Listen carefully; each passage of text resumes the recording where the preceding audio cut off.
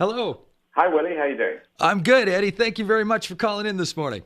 No problem. Good to talk to you. Actor, comedian, transvestite marathon runner. You might be the first transvestite marathon runner, actor, comedian I've ever interviewed. I could be. I think, if you add them together, who also plays a little bit of piano and was quite handy with my left foot when I used to play football. If you add those in too, you've really got, you're down to the first one.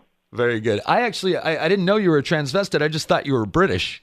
You can't say that. You cannot. I'm sorry. I just don't understand why British men love wearing dresses so much. But it's not that, is it? It's, of course, it's a sexuality thing. It's the genetics we get given. And as you all know, American people get given genetics as well as we British people, and the French, and the Chinese, and the Venezuelans. That's right. It's just the gift of genetics, and some people tend to lie about them and hide and just live a life as a lie, and some people are truthful and honest and come out about it. It's got nothing to do with the comedy, because the comedy is just surreal and Monty Python-esque. So that's how it all goes. You're out on the big world tour for Force Majeure. You started that in 2013? So you've been out for like 2 years straight? Yes, I've been out, but I've also been going off and doing episodes of Hannibal and TV series like Powers, one that's finished. And so I go between drama, episodes, films, and then I go back and do more of the tour. So just like a rock and roll band, when they're doing tours, they do legs. The first leg, the European leg, the Asian leg. And so I've been doing that and then going back and doing film roles in between. Okay. And you're making a stop on the 22nd, the Alberta Bear Theatre. Have you ever been to Billings, Montana before? I haven't. It'll be my first time. It'll be very exciting to be there. I wanted to play all the states of America, and there's probably a number of American comedians who haven't played every single state. So I'm sure it's great to get to Montana. And I mean, you not only every state in the U.S., but you it's almost like you're trying to hit every country in the world or every continent. Anyways, you've been to almost every continent, correct? Yeah, I'm on 27 countries now. I think it's a comedy world record that I'm on. But you see, the rock and roll world record's up at 51 countries. Wow. So I'm trying to compete with that. They're already way ahead of us. You've okay. So where are you currently right now? Now I'm in France. Oh, you're in France. Okay. Yeah. I'm just taking 4 days off, and then the tour begins. I fly out on Monday, and the tour will start on Tuesday. Wow.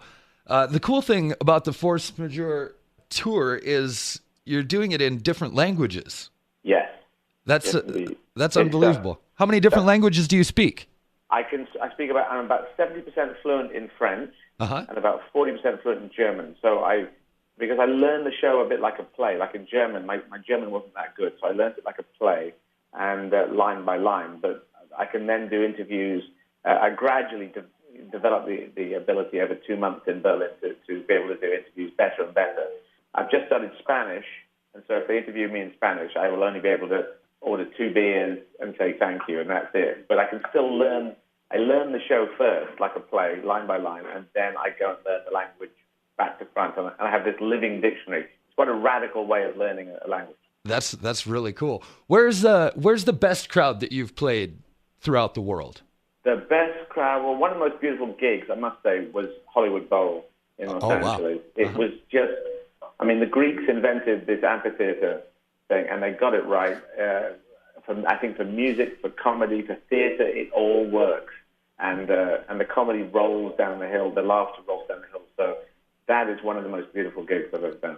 Do you prefer the bigger shows like Hollywood Bowl, or do you prefer smaller clubs? Well, I noticed that the Rolling Stones were doing these huge stadiums and then doing smaller ones, and I did steal the idea from them. But I love them both. It's small, you get this great intimacy, you can react. Someone in the front row can say, hey, one of your shoes is on back to front or something, or, you're wearing odd socks, and you can comment on that. And whereas in the big ones, it has this great feeling of oneness. You've got like 15,000 people all reacting at the same time. So I do like them both. I like the big ones because I don't have a comedy show. There's no sketch show or sitcom that I do. So quite often people go, well, are you any good at comedy? And I go, well, I play Hollywood Bowl. And they go, well, I suppose you must be. Then you must be. What about the worst crowd that you've had? The worst crowd? Actually, very mainstream crowds don't get me. I played one in London recently, and you think that should go well. But I was doing stuff that was a little surreal, a little out there. I was talking about Caesar, and I said, did he ever think he'd end up as a salad? And talking about the chicken Caesar salad has now overtaken the regular Caesar salad. And talking about maybe he worked with chickens when he was fighting the Gaulish warriors in northern France. And I think I lost them somewhere around the Battle of Alesia. I was talking about the Battle of Alesia being advised by Mark Antony, who was a chicken. And they thought, this mainstream audience just thought, what is he on about? He has no idea what he's talking about. It's definitely, you have, it's eccentric and really intelligent comedy. I hope it. I think it's very intelligent and very stupid. That's what I swing in between. It's very silly, and it's like very influenced by Monty Python and Richard Pryor as well, which is a slightly different thing. But Richard did such great character work when he was talking with the characters that he would be playing, and Steve Martin's stand-up, which had this very silly element with the cat stealing all his money and spending it all on cat toys. So I that's where I started from in stand-up. So it will have references to medieval kings and bits of science, and I have a theory of the entire universe that I try and throw in occasionally. And it will also just be talking about moles digging for gold and squirrels with guns. So it's a mixture of all this stuff. So only the cool people get it. If you're cool, then you get it. If you're not so cool, you probably won't get it. Right. I think I first probably came across you late 90s when Dressed to Kill hit HBO. Yeah. And I followed you quite a bit throughout your career since then. Of course, you're in so many movies. Two of my favorites, Ocean's 12 and Ocean's 13. How did that come about? I did a film called The Avengers, based on the British Avengers, with Sean Connery, Ralph Fiennes, Uma Thurman. Jerry Weintraub was the producer of that. I think he must have thrown my name into the mix when Steven Soderbergh said in Ocean's 12, we need a new character. It's got to take us in a different direction.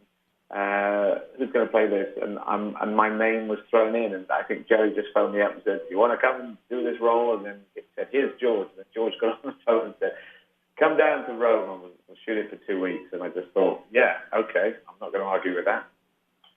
That's very cool. I've heard somewhere that Robin Williams kind of helped you get started here in the States.